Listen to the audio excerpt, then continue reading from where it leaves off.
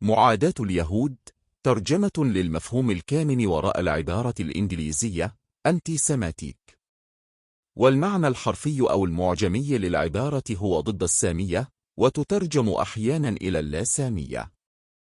وكان الصحفي الألماني اليهودي الأصل ويلهلم أول من استخدم هذا المصطلح عام 1879 في كتابه انتصار اليهودية على الألمانية.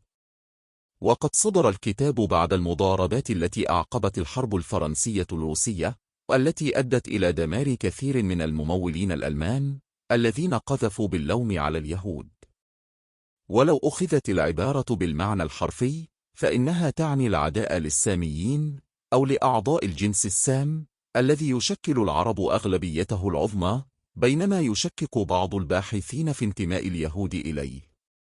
ولكن المصطلح في اللغات الأوروبية يقرن بين الساميين واليهود ويوحد بينهم، وهذا يعود إلى جهل الباحثين الأوروبيين في القرن التاسع عشر بالحضارات الشرقية، وعدم تكامل معرفتهم بالتشكيل الحضاري السامي أو بتنوع الانتماءات العرقية واللغوية لأعضاء الجماعات اليهودية. وهذا المصطلح يضرب بجذوره في الفكر العنصري الغربي الذي كان يرمي إلى التمييز بين الحضارات والأعراق. وشاع المصطلح منذ ذلك الوقت، وقام الدارسون العرب باستيراده وترجمته كما فعلوا مع كم هائل من المصطلحات الأخرى. وبدلا من ترجمة المصطلح فقد فضلنا هنا توليد مصطلح جديد، وهو معاداة اليهود، لأنه أكثر دقة ودلالة، كما أنه أكثر حيادا ولا يحمل أي تضمينات عنصرية ولا أي أطروحات خاطئة كما هو الحال مع مصطلح anti-Semitic.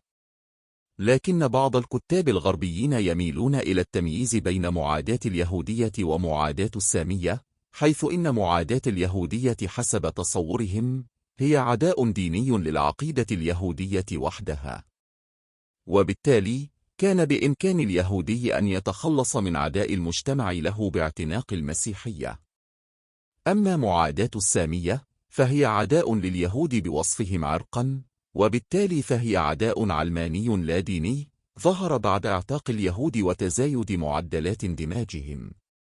ويرى المنادون بهذا الرأي أن معاداة السامية بدأت في القرن التاسع عشر، وإن كان بعضهم يرى أن عداء الدولة الإسبانية ليهود المارانو هو عداء ذو دافع دنيوي، إذ إن هؤلاء المارانو كانوا مسيحيين بالفعل.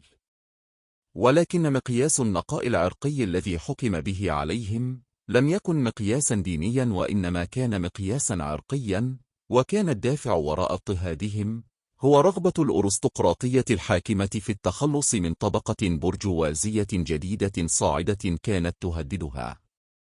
ومن هنا منع المارانو من الاستيطان في المستعمرات البرتغالية والإسبانية لتقليل فرص الحراك أمامهم.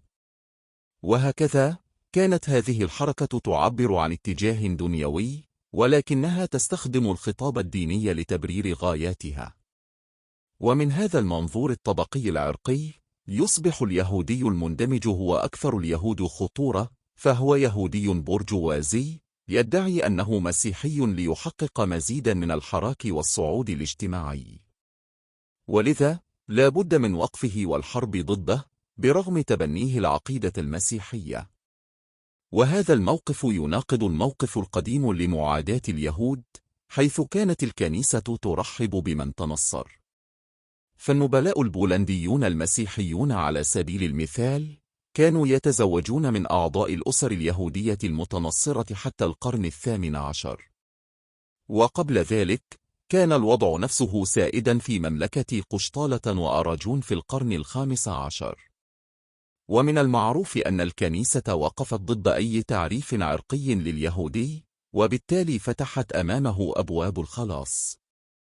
وقد اختلط المجال الدلالي للمصطلح تماما في اللغات الأوروبية بعد ظهور الصهيونية، وبعد سيطرة الخطاب الصهيوني على النشاط الإعلامي الغربي لم تعد هناك تفرقة بين ظاهرة معاداة اليهود في الدولة الرومانية وظاهرة معاداة اليهود في العصور الوسطى المسيحية.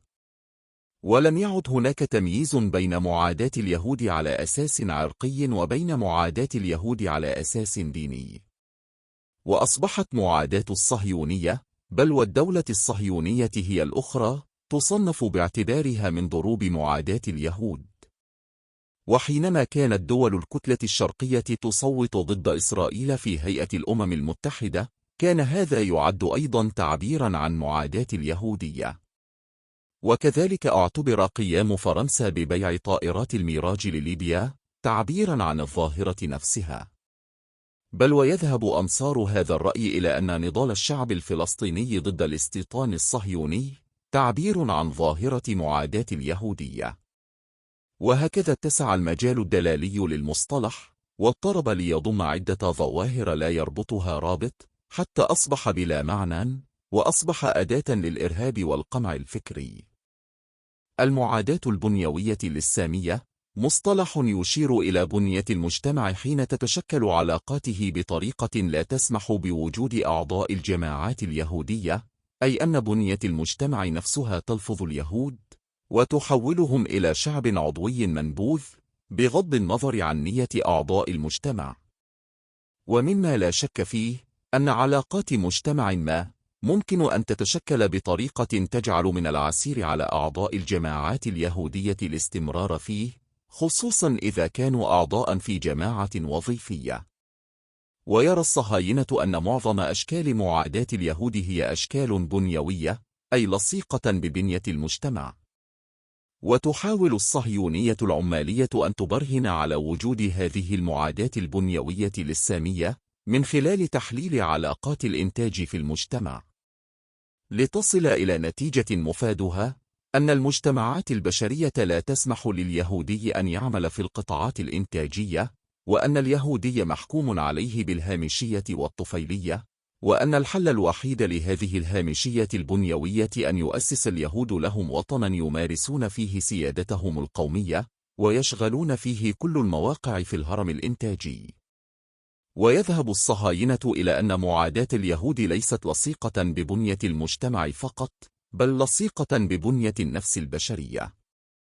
وهذا ما عبر عنه شامير بشكل سوقي حين قال إن البولنديين يرضعون معاداة اليهود مع لبن أمهاتهم. ويرى الصهاينة أن العرب والمسلمين يعانون من الظاهرة نفسها، أي المعاداة البنيوية للسامية. والعلاقة بين المعاداة البنيوية للسامية والصهيونية البنيوية علاقة قوية، فإذا كانت الأولى تعني ظهور بنية تلفظ اليهود فقط، فإن الثانية تعني توظيف عناصر الطرد، بحيث يتجه المهاجرون اليهود إلى فلسطين. ولعل ما حدث في العراق في الخمسينيات أفضل مثال لذلك. فحين أدركت الحكومة الإسرائيلية أن يهود العراق لن يهاجروا إليها، وأنهم آثروا البقاء في وطنهم، أرسلت مبعوثيها فوضعوا المتفجرات في أماكن تجمع اليهود ومعابدهم، لإقناعهم بأن المجتمع العراقي يلفظهم، أي أنهم أعادوا تشكيل بنية العلاقات السائدة بين أعضاء الأغلبية وأعضاء الأقلية، بحيث يصبح المجتمع مجتمعا طاردا لأعضاء الجماعة اليهودية، وهذه هي معاداة اليهود البنيوية. ولكن الحكومة الإسرائيلية كانت تعرف مسبقا أن المجال الوحيد المفتوح أمام يهود العراق هو الهجرة إلى فلسطين المحتلة، وهذه هي الصهيونية البنيوية. ويمكن القول بأن ألمانيا أسست مجتمعا معاديا لليهود بشكل بنيوي، ولكن من خلال اتفاقية بين النازيين والصهاينة، أصبحت المعاداة البنيوية للسامية صهيونية بنيوية.